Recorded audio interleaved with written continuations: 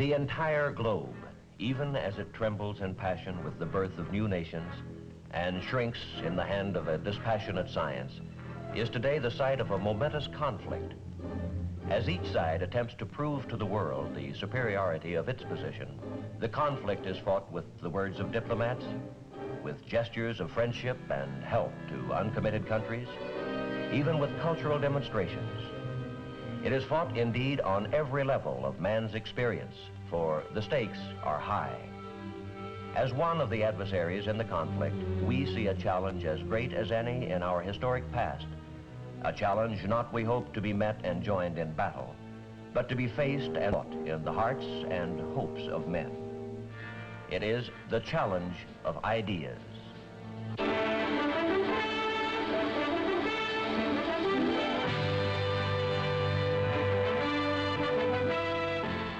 I am Edward R. Murrow.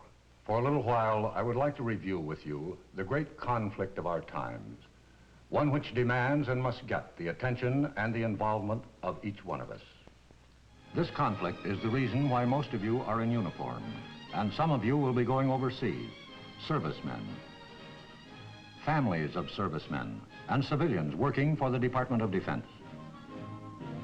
Because of this conflict, many of you are already abroad, more than 1 million Americans in 91 foreign countries. First and foremost, of course, Americans are overseas to help preserve the peace.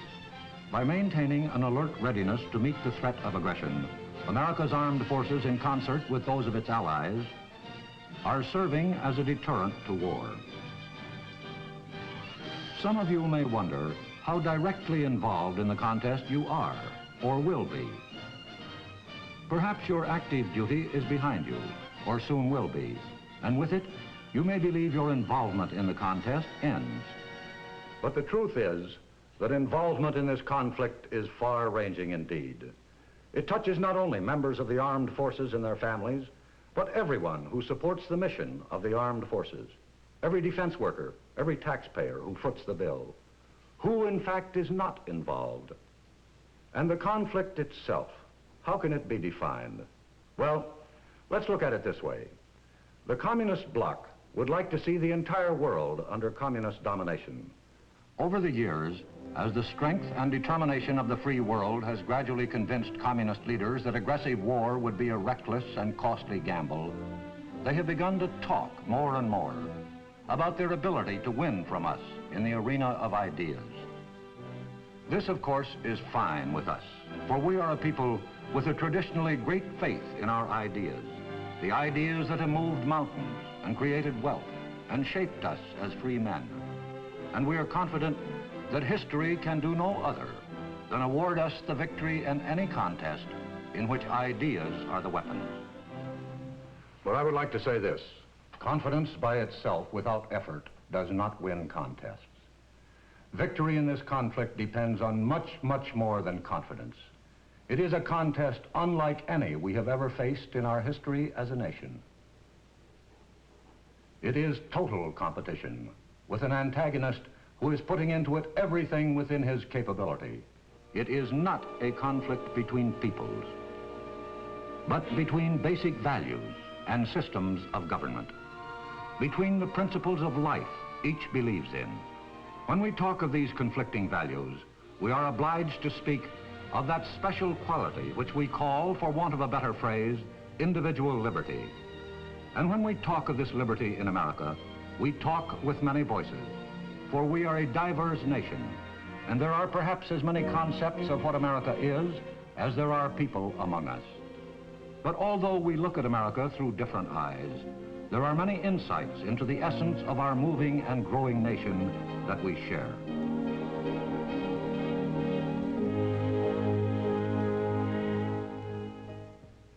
I'm John Wayne. Is there any better or equal hope in the world, Lincoln asked, than the ultimate justice of the people? We Americans believe there is not. The stonework of our national life is made of this belief. We believe in many things, but this belief that man is a responsible being bears out our own unique stamp as a nation. As a people, we are active and often noisy. We are industrious, oftentimes to the bafflement of ourselves and our friends. We relax as hard as we work.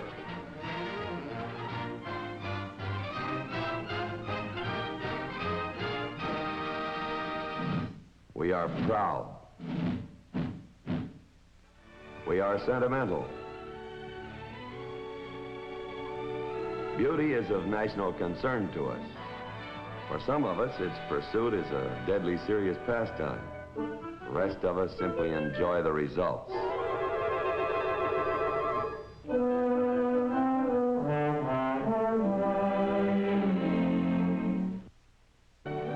Some of our national spirit shows up in the monuments we erect, the large ones and the small ones. It rings through the music which animates us. Attaboy, Homer, swing it! Second jump out and lead to the fourth, four hands down in the circle, swing the opposite baby and you keep your gal behind.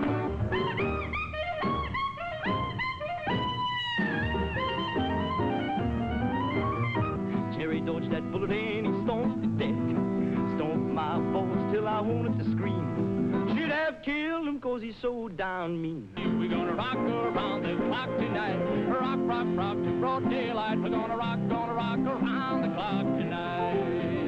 My eyes have seen the glory of the coming of the Lord.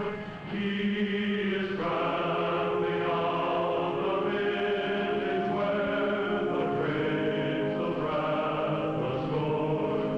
He hath loosed the fateful lightnings of his terrible swift storm. His truth is marching on. We have, on occasion, some difference of feeling. At other times, we are united. We are all these things and many more, but above everything else, we are free. We believe in the ultimate justice which we as free men can create. Our heritage of freedom is our most priceless possession. Men before us have died to keep it alive, and men in our times have done the same. But although men have died to preserve it, and may die again. The glory of this heritage is the vision of life that it has given us. A life of dignity and nobility of spirit, such as men have never before been enriched by in the long march through the history they have recorded. There is a phrase which recurs in our national documents, the literature of our story as a people, which points to the source of our belief in individual freedom, and defines perhaps better than any other the nub of the conflict between the opposing systems of values which sweep the world today. That phrase is, "This nation under God."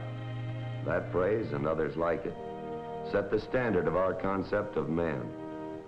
As a creature of God, man is a being with dignity and conscience, with the ability to determine right from wrong and the obligation to act on that right. From this belief in man as a responsible being flow the beliefs in his other qualifications which we accept, usually even without bothering to think about them, as parts of that vague condition which we call the American way.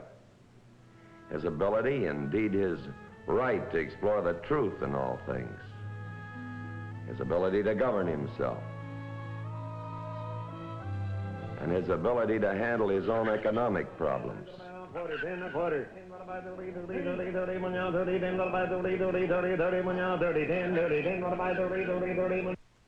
The opposing point of view in this conflict rests on a fundamentally different vision of man. As a creature not of God, but of the state. In this system, the value of individual man diminishes sharply, and the state is all important. The state will run his life for him, his political life, his business life, his social life. What we oppose fundamentally is the aggressive nature of the communist state, its unceasing effort to expand wherever it can, to grow bigger, to take over, to supplant. This deadly impulse toward aggression we oppose as a continual threat to peace. These are the contrasting points of view between the major antagonists in the conflict which has become known over the last decade as the Cold War. For an appraisal of this continuing and protracted conflict, we can go to a reporter who has watched the growing conflict with the perception of a trained military observer. I am Hanson Baldwin. I have here the policy statements of each of our services on the contest we're engaged in with the communists. What they boil down to is this. It is a contest for the minds and hearts of people around the world, all people. The areas in white on this map represent the part of the world composed of ourselves and those who share our beliefs. The communists seek constantly to win an advantage in the minds of the people here and to separate us. The black portion of the map is the communist-dominated part of the world controlled by the Soviet Union and the Chinese Communist regime. And of tremendous importance is that part of the world which is attached to neither camp, the uncommitted nations of the world, represented in gray on the map. For the most part, these nations are absorbed with their own problems. Either they are newly independent after years of domination by a foreign power, or they are still seeking independence. A strong tide of nationalism sweeps over this part of the world, and with it, a mistrust of anything they feel is associated with the old ways of colonialism. They are not committed to either side in the conflict. Our own policy toward them has been one strictly of watchful, non-intrusive friendship, giving help when help is asked for, but otherwise keeping hands off their internal affairs. The communists have been more direct. Their local party members have not hesitated to exploit to their own advantage the passions that smolder in these new states, and to identify themselves in the minds of the people there, whenever possible, with anti-colonialism, and us with its opposite. It is part of their worldwide technique. How do our military services adapt themselves to this conflict, in which perhaps no gun may be fired? By recognizing that the activities and performances of all their members in every foreign country in which they are stationed will either add to or detract from the goodwill our nation needs in this contest for the respect of the peoples of the world. The President of the United States has called developments of good relationships between United States citizens abroad and members of their host countries basic to the full attainment of our foreign policy objectives. And the services have responded by promoting such good relationships as part of their overall policy.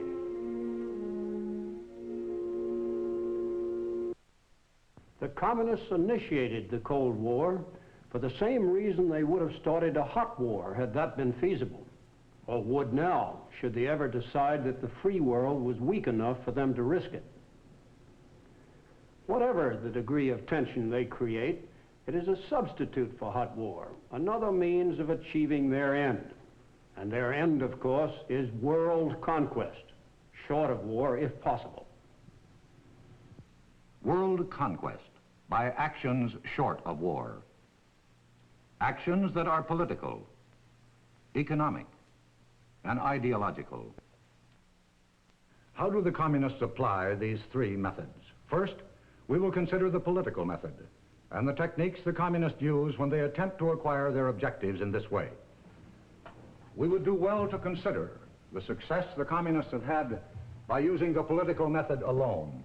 As you will see from the black area on this map, they have expanded between 1940 and 1954, took over 15 countries, totaling 714 million people. Since 1954, there have been major internal disruptions in 9 additional countries outside the Iron Curtain. Now, how do they go about applying this political method? The communist coup in Czechoslovakia in 1948 provides us with a blueprint of the ideal formula for political conquest. which includes taking over a country without outside intervention. Destruction of its parliamentary form of government. Murder of its democratic leaders when necessary. Rigged elections with only the communist candidates on the ballot. Once the penetration is complete, all this is backed by the naked force of military occupation. By such devices, the Soviet Union turned its neighboring states into satellites, political and economic puppets. In China, political action was cruder, but no less effective. Here, it was political action by conquest.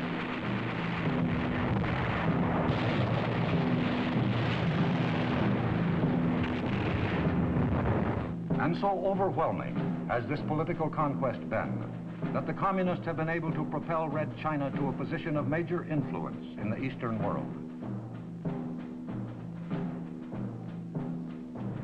The political force method includes the suppression of freedom in a country already under communist control without outside interference. Inside the Iron Curtain, there were revolutions without help from the outside. In East Germany in 1953, Poland in 1956, Hungary in the same year, and Tibet in 1959, all of them brutally suppressed. And finally, there is the International Communist Party, dedicated to the subversion and overthrow of every still free government.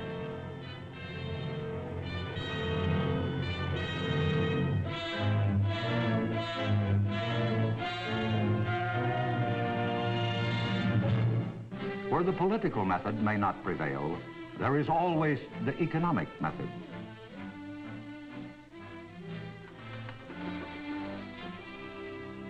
I'm Frank McGee. Let's consider for a moment this matter of the communist use of economic methods to achieve conquest and how it's done.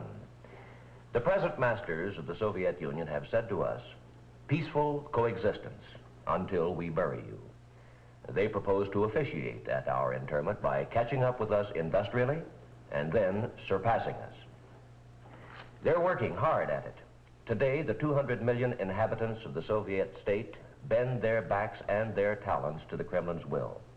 And Sputnik and Sputnik's successors have proved conclusively enough the USSR's proficiency in the area of technical ability. Throughout the vast stretches of this empire, you find new industrial cities, plants, assembly lines, the most modern equipment. Soviet products of every description awaiting delivery and reaching industrially backward areas of the non-communist world. Teams of Russian technicians are available to operate this machine. This is economic penetration, paving the way for political takeover. The hand of Soviet friendship, which usually precedes an attempt at economic penetration, has been reaching into every part of the world which shows the slightest inclination to receive it. Recently, we've seen it extend into our own hemisphere, into turbulent Cuba, where it was embraced as a triumph of Soviet policy. A few statistics will demonstrate how serious this threat is becoming to the free world. Of the entire annual Soviet economic capability, their gross national product, 70%, or it may run as high as 80%, is devoted to the area of heavy industry. The U.S. and free world share of gross national product devoted to the same area is certainly not much more than 20%. In terms of volume applied to this area of gross national product, the Soviet Union is beginning to surge ahead. Finally, the communists attempt ideological penetration. Perhaps their strongest efforts go into this kind of penetration into the free world. Before we talk about ideological penetration itself, let's take a look at the reasons why this form of penetration is so important to the communists. For one thing, communist aggression has alarmed many free nations and produced their united will to resist. These nations have implemented their will to resist all other forms of Soviet penetration through a number of trade agreements.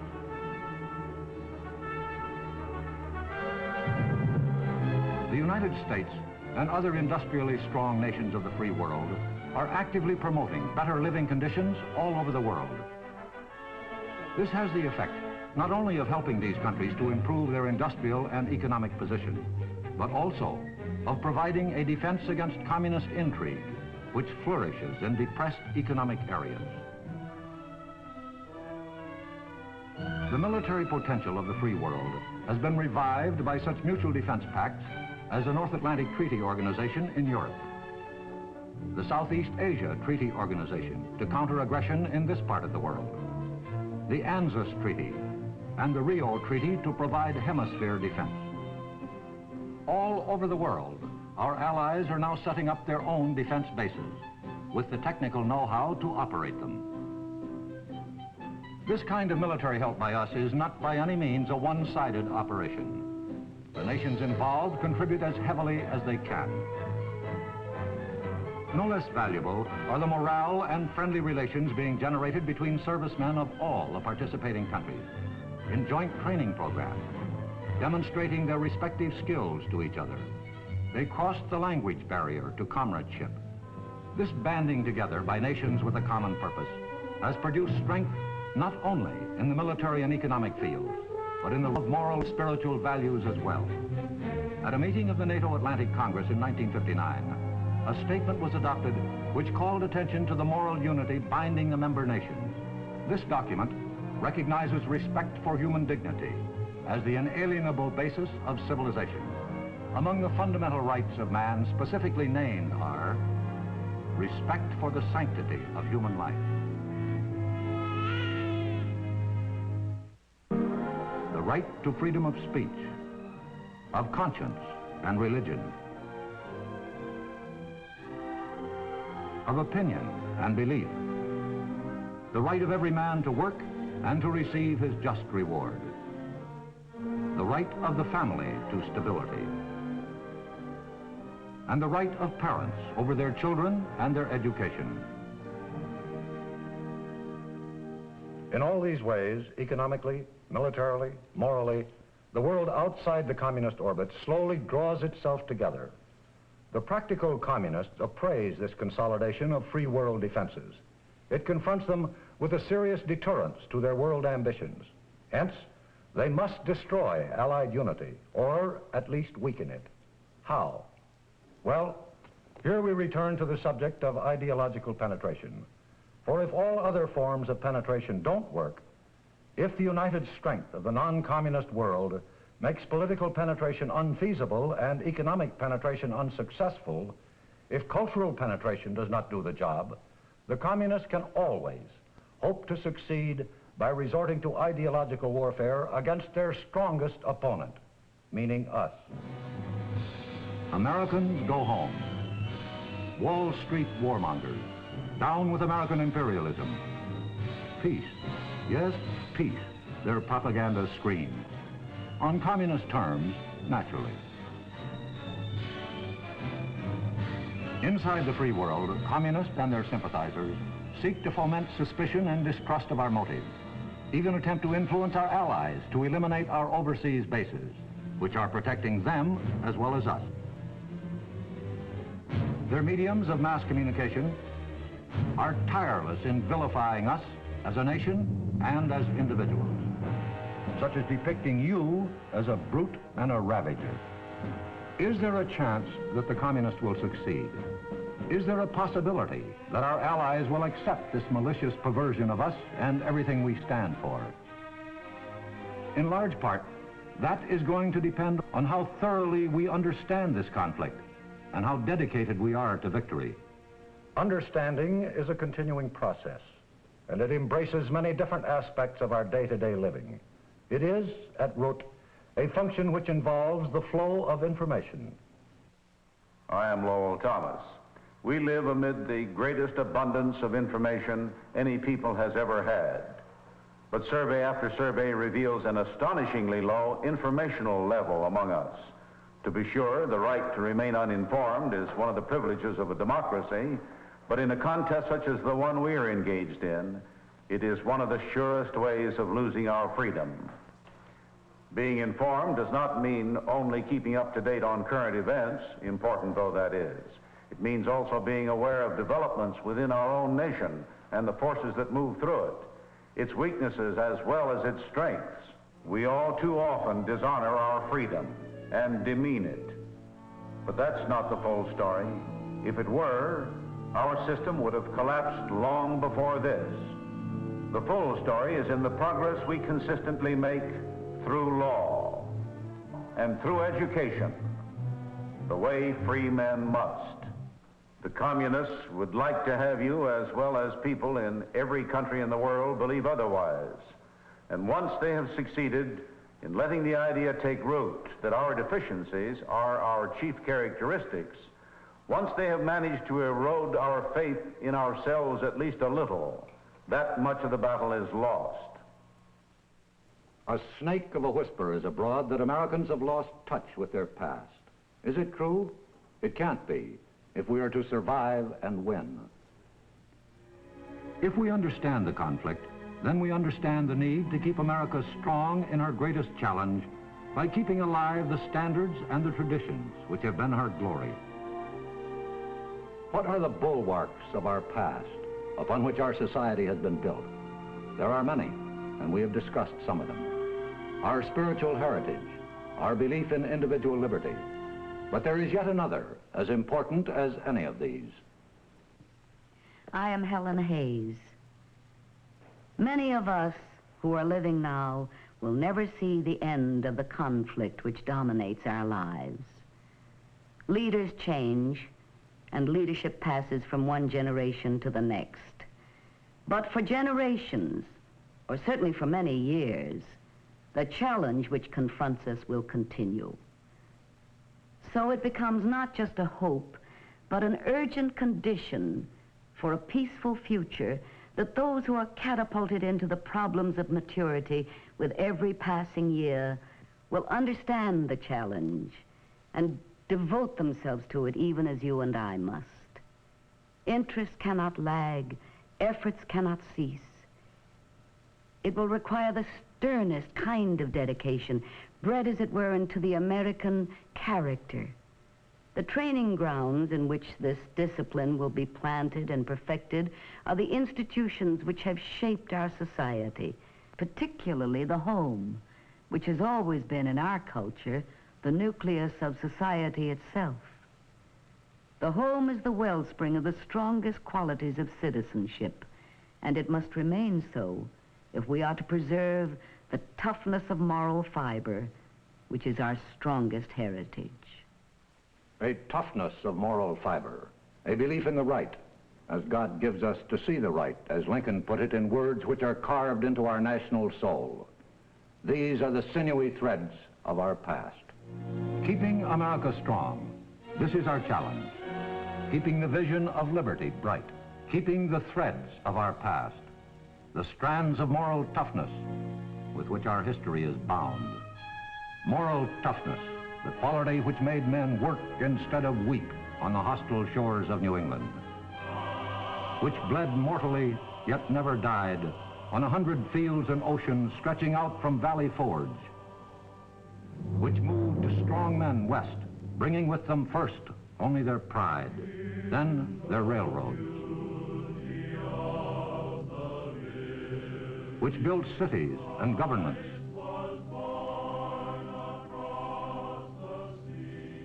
and created wealth,